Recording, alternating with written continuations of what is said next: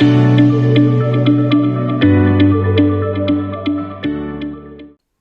want to show you how you can easily use Dynamics 365 Business Central to do simple manufacturing and also include in it a demand forecast. So let's take a look at it. This is the item I'm going to use for my finished good, this air pot here. We can take a look at the production bill of material. These are all the items in the bill of material. These are all going to be backflushed when I finish the production order. And I've also set up a routing. And the routing shows me machine centers and work centers that the product's going to go through in order to get made. And I'm going to create an entry from the production order to record the actual labor on this. This is my demand forecast right here. I have the finished good item identified. And then I have the unit volumes identified for each month in my forecast. So I've got the basic setup. Let's go to the planning worksheets and get this going. So this is my planning worksheet. It's blank. And what I want to do is I'm going to prepare and then calculate the plan. I'm going to calculate it out for another month here. And I want to make sure to include my demand forecast. I'm going to run the MPS and the MRP together. You can do these separately if you want to. This is going to create suggestions for production orders and also purchases I need to make in order to create this finished good. So let's run this. And these are the results right here. I can scroll over to the right and see that I've got 2 production orders that are being suggested. And then I've got a number of purchases that are also being suggested. And I've got an assembly in there that's being suggested that I create that assembly as well. Once I have the results here, and if I don't want to make any changes, I can just get the action messages and create the purchase orders and the production orders that we looked at earlier. So I'm going to go to home and carry out the action messages. I'm going to create the production orders in a firm plan status and also make the purchase orders. So let's do that. Let's look at the purchase orders first.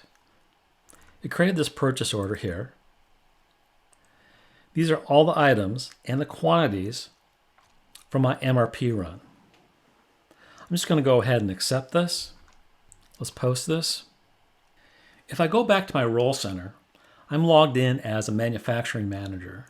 And I can see on my role center, I've got 4 firm planned production orders. Let's open those up. The bottom 2 here are the assembly orders. I need to create those in order to have the sub-assemblies for my finished product. So let's go ahead and do that. Here's my sub-assembly order. I'm going to change the status to released. Go ahead and do that. And I'll do the same for the second.